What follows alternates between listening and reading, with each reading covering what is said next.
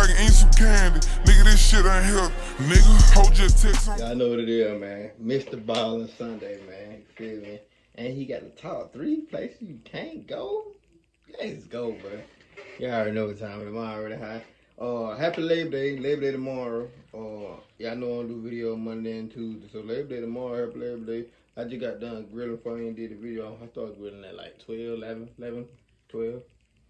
I'm done now, shit. I just took the last little bit out of the grill.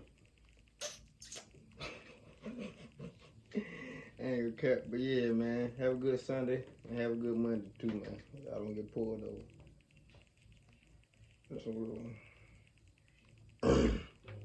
2 days before Christmas in 2010, and 54-year-old Alan Catterall, along with his future son-in-law Mark, were sitting in the break room of a kayak molding facility in the United Kingdom where they both worked. And as they sat there drinking tea, they began exchanging notes about what gifts they got for the rest of their family for the holidays. And as they spoke, they both were very careful to keep their voices very quiet in fear that someone might overhear them, because Alan's wife and daughter also worked at this kayak company. Alan had worked for this company for 10 years, and even though it was back-breaking work a lot of the time, he loved it because it meant he got to spend all this time with his family basically 24/7. It was only 7 a.m., which meant Mark and Alan had just started their shifts, but they were already taking this break to talk about Christmas because they were so excited about it. But they finally said, okay, we do need to go to work, and so they put their cups in the sink, and then Alan made his way down to the factory floor, and his future son-in-law Mark made his way up to the control. Make sure y'all check out my Mr. Ballin podcast that I did yesterday too, and today. You know what I'm saying? That video. I'm giving y'all too long ass video. Yeah, let's start doing that now. On the factory floor, where Alan was heading, was where all the special machinery was inside of these little rooms where the kayaks were actually molded and put together. And it was Alan's job to make sure the machinery was clean and operational. The machinery inside of these little kayak making rooms was very customized and very finicky, and so Alan was one of the few people at the company who really understood what made it work and what would cause issues, and so he was very valuable at the company. That day, Alan knew one of these circuit boards for one of these molding rooms had shorted out, and so the leadership had decided to shut down that particular molding room while the circuit board was fixed. And so when Alan went down and began checking out each of these molding rooms, he knew which one had been shut down. So he knew when he went in there, it was not going to be operational. But when he went into that particular molding room, he noticed that it really needed a good clean.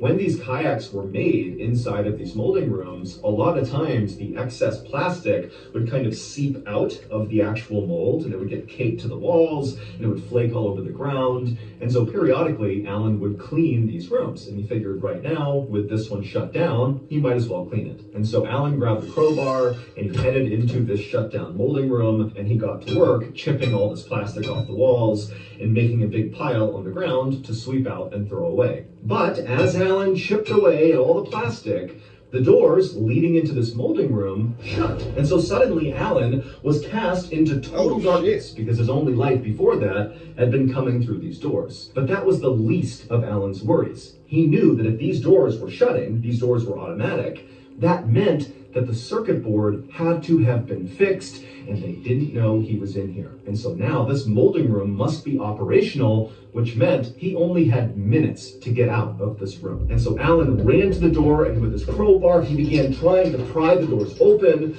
but he couldn't. These are mechanically sealed doors. They do not just open. You need to press a button to release them. But Alan's in a total panic. He knows what happens in this room, and he just can't get the doors open. And so he began banging on the door with his crowbar and screaming for anybody out in the factory floor to please stop this process that's surely starting inside of this room. Open these doors, get me out of here. But it was so loud out on the factory floor, nobody heard him. And so before long, Alan must have looked around and saw the walls inside of this tight, cramped space beginning to glow red, because this molding room was actually just an oven. It reached almost 600 degrees Fahrenheit in about 10 minutes. And so Alan is watching as this oven is starting, and he's sealed inside of it. And so the walls turned bright red, and then before long, the crowbar he was using to try to open the door must have become so hot he couldn't have held it, and then the ground as well would have been red hot, and his shoes would have begun to melt, and then the air temperature inside would have gotten so unbelievably hot he couldn't have breathed. And so screaming in pain and pounding on the door, leaving his skin on the door every time he hit it, Alan eventually just collapsed to the ground in unimaginable pain as he cooked alive. Finally, when Alan caught on fire and black smoke began coming off of his body and pouring out onto the factory floor. 600 degrees. Man, that is hot, bruh. It be hot with 100 degrees. Imagine 600 degrees. Oh my God.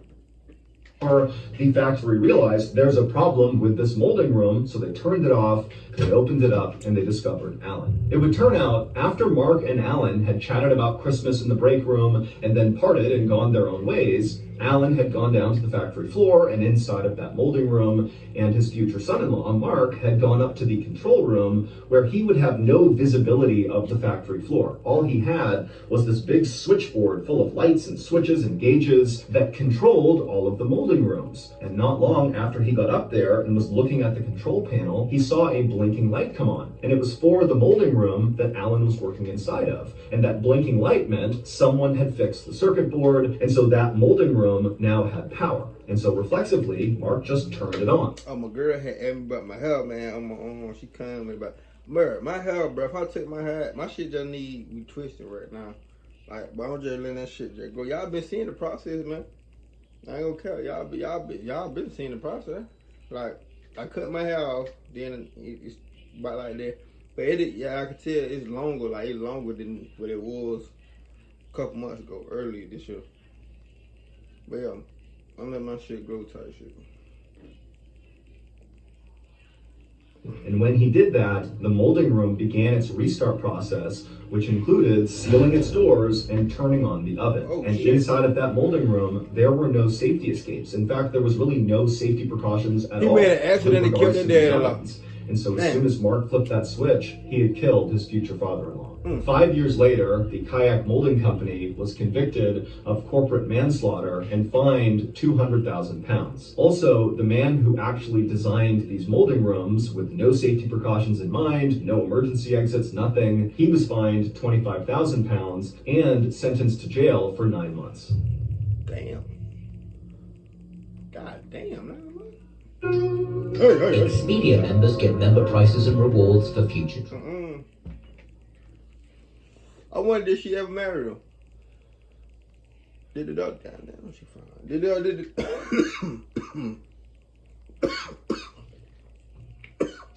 No, man. On the evening of October 28, 2006, hey, Florida... fuck all that. That's next month, and get what a day before that is, my birthday. October 27th, you know what I'm saying? Big 24. Nigga, I'm finna be 24. It's crazy. I ain't gonna count. I'm getting old as shit. I'm pushing 30. For real.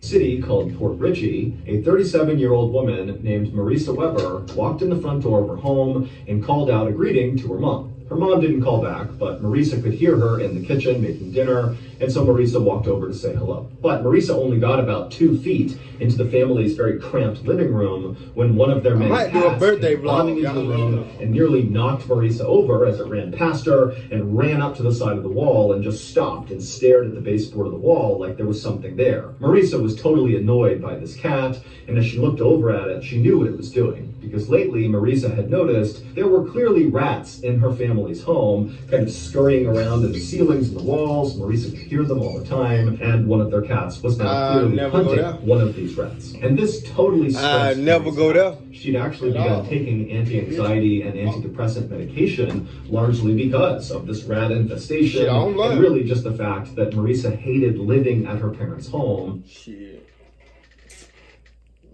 You make it, either clean it up, make it better, put traps down or something. You gotta do something. You gotta have a man in the house. What is it? And the man in the house? Put traps down. Shit, that get them bitch. Shit. But she didn't really have the means to go out and live in her own place, which she knew would solve the problem, and so she was just kind of stuck here. And so Marisa turned away from the cat and likely the rat behind the wall, and she made her way through the tight little living room. You got a cat and he ain't doing his business. He need to get that. You need to get that motherfucker out, cause he at that point he just living there for free. That's just like if y'all got a dog.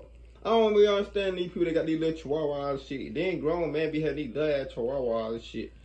And then somebody come in your they ain't gonna save your ass. In the kitchen, and she gave her mom a Not quick gonna hug, save your and she saw her dad was also in the room as well, and he said hello to her. And then Marisa's mom offered her some food, but Marisa Not said, gonna you know save what, your I'm not hungry, thank you. I'm just tired, I'm gonna go to bed. And so Marisa again gave her mom a hug, she said goodnight to her dad, and then she turned, walked up the stairs, and made her way to her bedroom. She went inside and shut the door. The next morning, Marisa's parents got up and they began making breakfast and getting ready for the day, but Marisa did not come downstairs, and so the parents assumed she must have left early for her job. Marisa was a secretary at a waste disposal company. And so the parents just had their breakfast and they too went out for their jobs. And then in the evening, when the parents were back home, Marisa did not come home at the time she normally would after work. But the parents were not actually that concerned right then, because they figured, okay, well maybe she left early and she came home from work early, and so we just kind of missed her on both ends, and that's why her door to her bedroom is shut. She's just come home early and she's in there and she wants to be left alone. After all, she's a 37-year-old woman. She probably wants her space.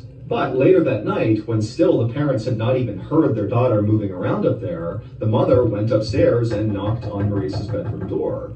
But there was no answer. And so finally, Marisa's mom opened the door and the room was totally empty. Now, at this point, the parents did start to get concerned because they're thinking, okay, well, we didn't see her this morning, we haven't seen her now, we don't know where she is. But again, their daughter is 37 years old, and if she wanted to go do something out of the house by herself and not tell anyone, she was kind of entitled to do that. And so the parents ultimately decided that they would just let this go for now, and in the morning, they were sure to see her. But the next morning, the parents still had not heard from Marisa, she had not come home, and now they were officially starting to panic. In particular, the mother was worried that Marisa might have been kidnapped or something going to or coming back from work, because Marisa was only 5'3" tall and maybe 100 pounds, so she was really small. And so Marisa's mom called her other daughter, Gina, in a total panic, saying, you know, your sister, she's missing, we don't know where she is, she might have gotten kidnapped, you know, come over and help us figure out what's going on. And so Gina came over to the house, and when she came inside, she told her parents, you know, let's stay calm here. Marisa, she's 37, I'm sure she's fine. Let's search the house and see if there's some note or something from Marisa explaining where she is and what she's doing. And so the family searched the whole house, starting with Marisa's room, but they couldn't find anything that gave them any clues about what happened to Marisa. But they did eventually find Marisa's purse that was still in her room, and when they opened it up, they saw her wallet was still inside. And so that sent up a huge red flag for the family. You know, they're thinking, why would Marisa go anywhere for an extended period of time without her wallet? That made no sense. And so at this point, the family did call the police, and they reported Marisa missing. But the police got nowhere on the case, and so on November 9th, so 12 days after Marisa had said goodnight to her parents, gone up to her room, and then vanished, the family was at a total loss for what to do. But Gina, Marisa's sister, had begun to think to herself, you know, hey, it's possible that Marisa, who was not doing well mentally, you know, she was very unhappy, she was totally stressed out about this rat infestation, which really highlighted the fact that she was stuck at home with her parents at 37 years old. You know, Gina's thinking that it was totally possible that Marisa had just abruptly run away, or worse, maybe she had harmed herself. And so on November 9th, Gina decided she would take one more pass through the family home and just see if she could find any little indication that would give away what was going through Marisa's mind before she vanished. And where Gina started was in Marisa's room. And so Gina, she went upstairs, down the hall, she opened up her sister's bedroom, and she walked inside, and you gotta picture this space. It was totally cluttered, almost like a hoarder's space. There were piles of clothes that were taller than a human person. I mean, this room was totally packed with stuff. But Gina, she took her time kind of walking through the room, looking everywhere, kind of sifting through all the piles of junk and clothes and everything in the room, and she couldn't find anything. But then at some point, her attention was drawn to her sister's bookshelf. and she looked over at it, and she thought she saw something odd right in the middle of the shelf. Now, Gina had a flashlight with her, and even though the light was on in the room, she still lifted up the flashlight and turned it on and shined it at this thing in the middle of the bookcase. And when she saw it, she screamed. Based on Gina's discovery, here is what happened to Marisa Weber on October 28th, 2006, the night she...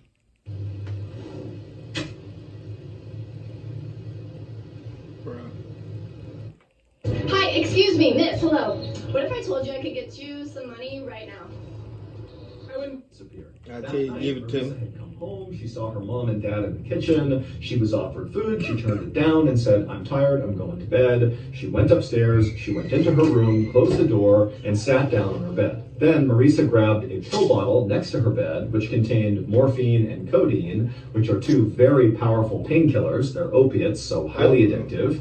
She popped a few of those, and then she rolled a marijuana joint and smoked that. And then she grabbed the TV remote and sat back on her bed, getting ready to zone out. But when she tried to turn on the TV, which was sitting on this bureau on the other side of the room, it didn't turn on. And right away, Marisa knew that the TV likely had become unplugged. This was something that happened periodically. The room was so packed with stuff that sometimes when Marisa was just navigating through her room, the stuff would bump into the bureau, and that would in turn jostle loose the plug from the TV. But the TV was actually not plugged in right behind where this bureau was. The TV was sitting on the bureau, but the plug ran down and kind of to the side of the bureau behind this huge bookcase that was pressed right up against the bureau. But this bookcase was so loaded down with books and things that Marisa had collected over the years that not only could you not really reach through the bookcase to the wall, but it was too heavy. You couldn't move the bookcase. And so the only way to access this plug from the TV was to climb on top of the bureau where the TV was and kind of reach back and grab the plug behind the bookcase and plug it back in.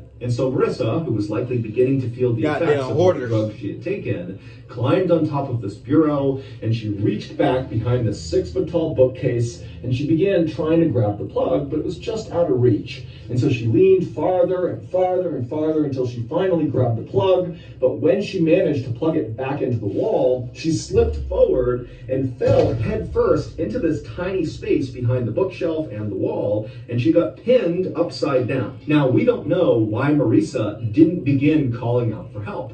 Perhaps she was so under the influence of these drugs that she couldn't really process the situation and didn't know what she should do. Or maybe she was embarrassed about the fact that she had somehow gotten trapped upside down behind her bookcase. But either way, she didn't call out for help right away. And unfortunately, what happens when a human body is trapped upside down long enough is all the blood rushes to the upper part of your body. It causes your eyes eventually to pop out of your head. It feels like your head's going to explode. But the real problem is all that blood pools around your lungs and restricts your lungs and makes it really hard to breathe. And critically, if you can't take a big breath in, you can't project your voice loud enough to call out for help. And so Marisa did not call out for help during those first critical few moments. She was trapped behind the bookcase. And then when she realized she absolutely couldn't move, she didn't have the lung capacity to call out for help. And so likely for 1 or maybe even 2 days, Marisa remained upside down behind this bookshelf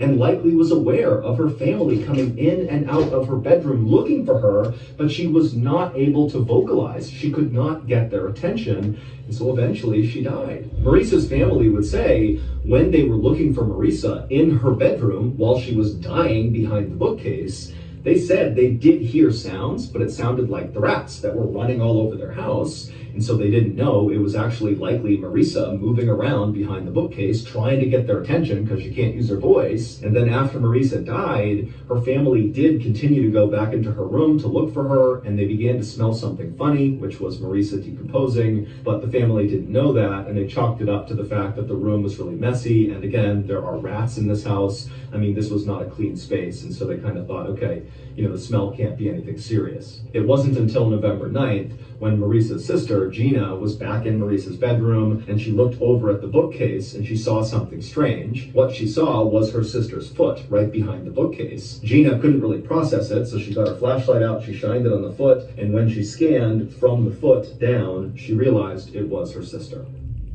Damn, that's fucked up. That's fucked up way to with find over out. 400 million global users. So, Hey, that's fucked up way to find out something. I ain't gonna care. And that was cold. Then I didn't even know she was in that motherfucker. That's hell, man. On the night of May 29th, 2007, a 29-year-old man named Romy Baligula sang to himself as he and a big group of his friends wandered into a karaoke bar in the city of San Mateo in the Philippines. Life had not been easy lately for Romy, but tonight he was feeling good. He and his buddies had begun drinking alcohol about an hour earlier, and so he already had a nice buzz as he walked into this bar. He had a brand new shirt on, and for the first time in weeks, Romy actually had money in his pocket. Romy had lost his job a couple of months earlier, and since then, he had not been able to find new employment. And so this city he was living in, San Mateo, even though it was one of the wealthiest places in all of the Philippines, it was also known as a place that had lots of poverty and really no safety net for people that fall on hard times. And so if you lose your job, like Romy had, you could find yourself out on the streets really quickly looking for scrap metal to sell and dumpster diving just to find your next meal. And that's exactly what Romy had been doing for the better part of the last 2 months. He had been living out on the streets.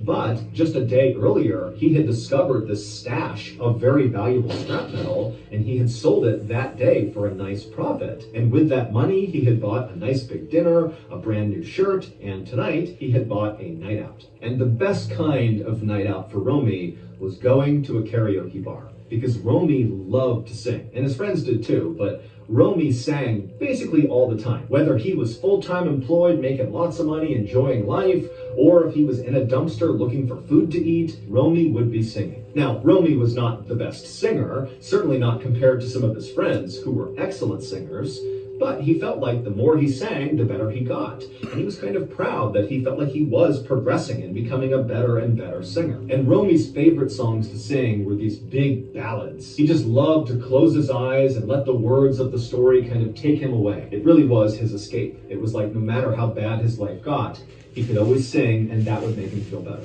Once Romy and his friends went inside the karaoke bar, they made their way across the very crowded space to the far side of the bar. They found 2 unoccupied tables, they pushed them together, they all sat down, and then they ordered a round of beers. And then after the beers came, the friends all did a toast to their wonderful night out they were having, and then, one by one, each of Romy's friends began getting up and making their way over to the karaoke machine and began going through all the music and deciding which songs they were going to sing that night. One of Romy's friends chose an American country song. Another one of his friends chose a pop song from the 1980s about unrequited love.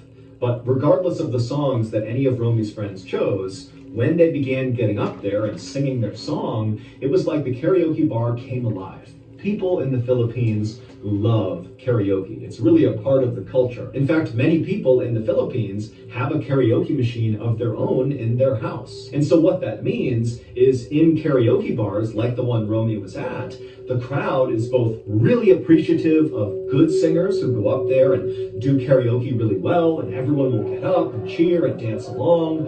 And then also, if there are bad karaoke singers, the crowd is just as quick to begin jeering and booing at them and getting them to stop. And Romy knew that when he went up on stage that night, he was taking a bit of a risk, because when he went up and identified the song that he was going to sing, he knew it was a questionable choice. But he was confident in his abilities. He had been singing and practicing. He really felt like he was ready to nail this really challenging song, and the crowd was going to love him for it. As Romy sat at the table watching one of his friends perform a fast-paced song about a race car, the bar's bouncer, a 43-year-old man named Robalito Ortega, came over to Romy's table with a big grin on his face. Robalito didn't recognize Romy or his friends. They were new at this bar, and so Robalito wanted to introduce himself and get to know these people. One, because Robalito was a big karaoke enthusiast, just like everybody else was. And two, Robalito felt like it was easier to keep the peace in this bar when everybody knew him and he knew everybody. And so Romy and his friends, they chatted happily with Robolito, and then after Romy's friend, who was singing the song about the race car, wrapped up and came down off the stage, Robolito gave him a nice congratulatory pat on the back and told the friend he did a great job up there. Then the friend, in turn, turned around and flagged down the bartender at the other side of the bar and kind of gestured, hey, we want another round of drinks. And the friend also made it clear that he wanted to give a drink to the bouncer as well, as like a thank you to the bouncer for giving him the compliment. And the bouncer said, thank you very much. And then before long, the beers arrived, and Romy and his friends and the bouncer, they all cheersed and toasted the night and enjoyed their drinks together. And then just a couple of minutes later, it was Romy's turn to take the stage. And so he got up and, as confidently as he could, kind of jogged up onto the stage, and he took the microphone and he looked out at the crowd. And everybody's having a great time. It seemed like the mood was really positive, and Romy really felt like, again, even though this song was a questionable song choice, that this crowd was going to love it and that he was going to do What a song was, man. But when the song began to play in the background, Romy noticed that right away, the mood in the bar completely shifted. It went from loud, happy, and talkative to almost silent as everybody in the bar turned and looked up at the person who had chosen this song. But Romy had anticipated this, and he knew as soon as he actually began singing this song that he could win them over. He was going to nail this song. And sure enough, Romy began to sing, and right away, it was like the mood began to kind of return to what it was. People in the audience could tell that Romy was doing a good job, and so about a third of the way into his song, Romy noticed that the bar was basically back to normal. He even looked over and saw the bouncer, who was still standing with his friends over at the table, had raised his beer, kind of saying, keep it up, you're doing great. And when Romy saw the bouncer really getting into it, Romy had this surge of adrenaline, and suddenly he felt so confident that he really leaned into the song. And so he began dancing on stage and really belting out each of the lines of this song. But at some point in the song, there's this moment where the singer really needs to hit a high note. And when Romy very confidently attempted to hit this high note, his voice cracked, and it was a really loud, like obvious cracking of his voice, and it kind of threw Romy off rhythm, and he couldn't really get back on rhythm. And so right away, the audience reacted by going quiet again and looking angrily up at Romy, like, we knew you were going to screw this up. This was a bad choice. And Romy actually looked over and saw the bouncer, and now the bouncer had his beard down, and he's glaring. What the nigga was singing, R. Kelly? Angrily at Romy, like, what are you doing? But Romy, even though he was kind of faltering here, he did his best to kind of regain his composure because he knew he had practiced this song so many times. He knew he could do it. And he tried so hard to get back on track, but he just couldn't do it. And it was around this point that he looked back at Robolito, the bouncer, and all he would have seen is Robolito angrily belting out the words of this song, almost like he was trying to override how badly Romy was singing it. And then at some point, as Romy is staring at Robolito, while singing this song, pulls out a gun, aims it at Romy, and fires. In the Philippines, there is one song that everybody knows you do not sing. In fact, this song is often banned in most karaoke bars, and then even when it's not banned, nobody sings it. And the reason this song is so forbidden is because since 1998, people have begun being murdered for singing it. Reasons unknown, but it just keeps on happening. Since 1998, 12 people have been murdered either while they were singing this song for karaoke or immediately after it. The forbidden song is called My Way by Frank Sinatra, and that was the song that Romy chose. Now, no one really understands why this song somehow elicits all this violence in people in karaoke bars in the Philippines, but it does. Some have said that the message of the song, which is about a man being a man and doing it his way, kind of brings out a lot of masculine energy amongst people that are listening to it. I sang it, I fuck it up on people purpose. to just suddenly start acting violent. But that's just a theory. No one really understands why this song just keeps leading to murders. But on May 29th, 2007, somebody gonna get murdered. This song, be me. Robolito, the bouncer, who liked Romy and liked his friends and was having a nice drink with them, he just couldn't handle it when the song was getting butchered, and he hated the song to begin with. And in fact, ironically, Robolito had been hired by that karaoke bar specifically to keep the peace if this song were to come on. But as he listened to this song, something happened inside of him, and he pulled his gun and shot I'm and gonna killed look up the Roman. song, and that shit better be motherfucking good. I'm finna look up that motherfucking So song. that's gonna do it. If When you I got get something I'm out, finna go look at that motherfucking song right now before I forget. I'm gonna edit. So the video probably gonna go out about 5 something, 6 something. Yeah, man, give me a thumbs, like, subscribe. That last video crazy though. I'm finna go look that motherfucking song up. I ain't finna play it now, cause that shit gonna get copyright like a motherfucker. With that being said, give me a thumbs up, like, subscribe, see how motherfucker in that video. Give away a 5K, nigga. Let's ride.